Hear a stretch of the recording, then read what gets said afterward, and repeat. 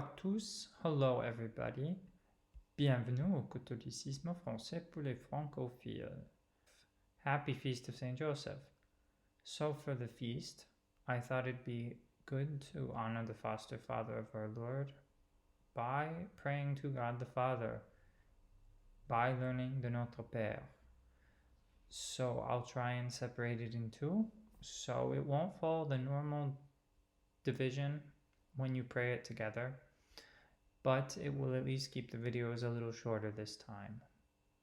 So for praying, I mostly use and will continue to use the green booklet, oopsies, this one, and we will pray it once straight through and then break down the different petitions as best I can, break them down, okay? Au nom du Père et du Fils et du Saint-Esprit, ainsi soit-il. Notre Père, qui es aux cieux, que votre nom soit sanctifié, que votre règne arrive, que votre volonté soit faite sur la terre comme au ciel. Donnez-nous aujourd'hui notre pain de chaque jour. Pardonnez-nous nos offenses, comme nous pardonnons à ceux qui nous ont offensés. Et ne nous laissez pas succomber à la tentation, mais délivrez-nous du mal, ainsi soit-il. So one advantage of starting with the prayers is that you will know them already, most likely, and you'll hopefully absorb the grammar kind of like a sponge. So you want to listen for the differences between the different parts of the prayer, and don't translate it into English or into Latin or whatever, but file away the different forms of things like the verbs, where you'll learn why a certain form is used by absorbing it like a sponge, okay? And it's the same for genders. So French nouns are gendered, masculine or feminine. And you'll learn a little bit about that in just the Notre Père. So you'll also want to keep in mind that little French children who go to Catholic school or go to catechism learn this all with all the differences by the age of 6 or 7. So don't worry if it's challenging, but you will be able to get it, okay? And they don't think about it, so try not to translate too much, okay? One last note, in the last video, I did use a lot of technical language, and I'm trying not to use too much technical language, but I think it's important to be accurate and precise as much as possible. So I'll try and keep it simple, but as correct as possible. And one final thought on the prayer itself.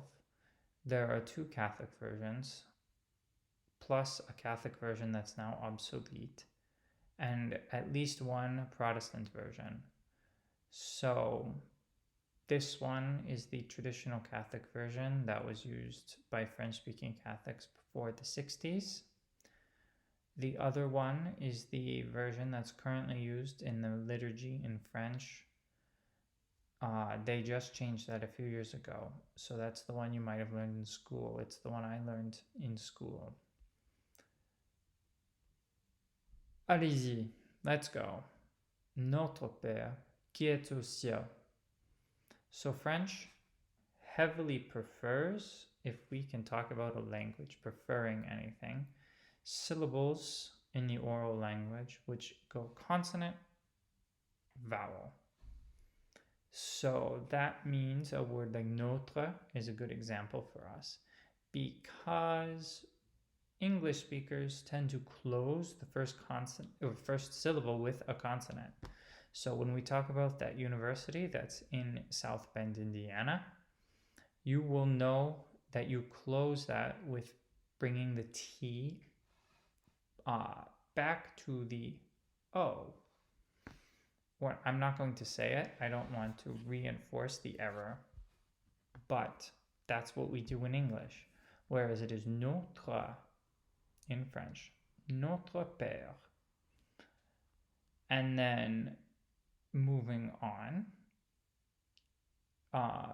in qui, the first two letters, and I know it's tricky talking about letters versus sounds, but we're learning from a text, so I want to respect that.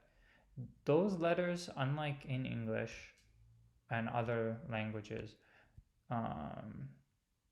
they don't trigger any change to the other vowel, the following vowel, by itself. What happens there is the other vowels will trigger the change, not the first two letters themselves. So it's a trap for lots of French learners, but don't make that trap. Just listen to everything you hear. Qui est aux cieux? So prayer is a very literary exercise in terms of the way we read the prayers or speak when we're praying. And this means the pronunciation is more careful for the most part. There's definitely some variation, but you're going to do things like when you're reading poetry, singing music, or giving a formal event, speech or talk or other kind of oral presentation. So like when the priests give their sermons, they tend to be more literary. And that means the phenomenon that we discussed earlier, liaison, so when you link a normally silent consonant to the following vowel, you're going to make those. And we have one here with etzo, qui est aux cieux. Okay? Notre Père, qui est aux cieux. And moving on to the first petition, que votre nom soit sanctifié. So just listen here, absorb the grammar like a sponge indirectly. A nom, as I talked about in this video on le signe de la croix, there's a nasal vowel there. And sanctifié has another nasal vowel. But just be careful that it is easy to lose the sanctifié. There's a consonant right after the nasal vowel, and it's easy to lose that. So just be careful. So let's continue with the next petition. Que votre règne arrive.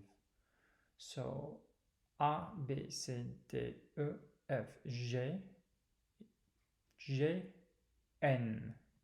So I had to count out the letters of the French alphabet because sometimes I trip them up still. I shouldn't, but that's what it is. JN together will trigger a particular sound that has its own IPA symbol. And normally a consonant followed by the vowel E will trigger the pronunciation of the vowel, or at least the consonant is clearly pronounced. Except that here, this is a sound that's fairly weak or even non-existent in normal speech. So just to give the linguistic vocabulary here, if you pronounce this consonant normally, régna, then règne arrive is what we call enchaînement. If you don't, if it's normally silent, it's what we call liaison, as I talked about earlier.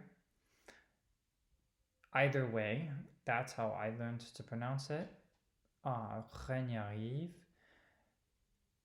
And it's actually one of those things that's pretty rare. So even a professor of phonetics that I had was really intrigued by it. It would have never occurred to her to have pronounced the two words like that. Okay, so we're going to continue with the Notre Père in the next video.